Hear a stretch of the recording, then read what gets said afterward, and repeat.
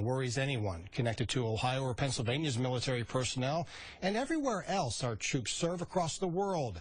Senator Rob Portman believes there's an easy way to help protect our military. First News reporter Jerry Ricciuti explains the. Just one day after a gunman opened fire on service members in Tennessee, Ohio Senator Rob Portman was making his first ever visit to the Valley's military base, the Youngstown Air Reserve Station in Vienna. Although the investigation in Chattanooga continues, Portman isn't mincing words about the attack. This is clearly a terrorist act. It's domestic terrorism, and we shouldn't call it anything else, and we should deal with it.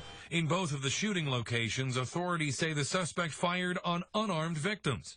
Portman tells me he'll be looking into the laws that don't allow service members to carry sidearms for protection off base, even though military facilities around the country have been on heightened alert for almost a year now.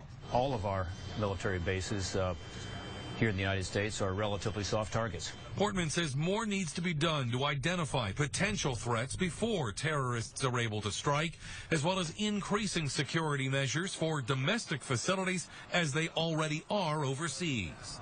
Unfortunately, I think what happened at Fort Hood and now what happened in Chattanooga is going to be the reality going forward.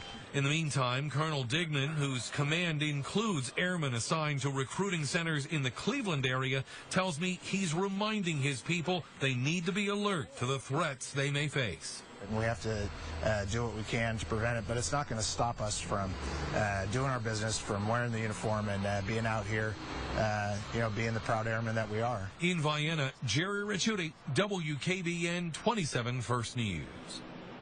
Senator Portman got a good look at the jobs being done by the nearly 2,000 people working at the Air Reserve Station. The senator looked at some of the aerial spraying equipment used exclusively by airmen with the 9th Airlift Wing, and he even sat in the pilot's seat of a C-130.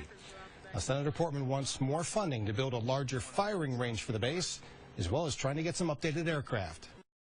We've been successful in getting some legislation passed in the authorization bill to modernize the program. We're pushing the Air Force to move forward with that. We think these planes ought to be replaced with the more modern C-130s.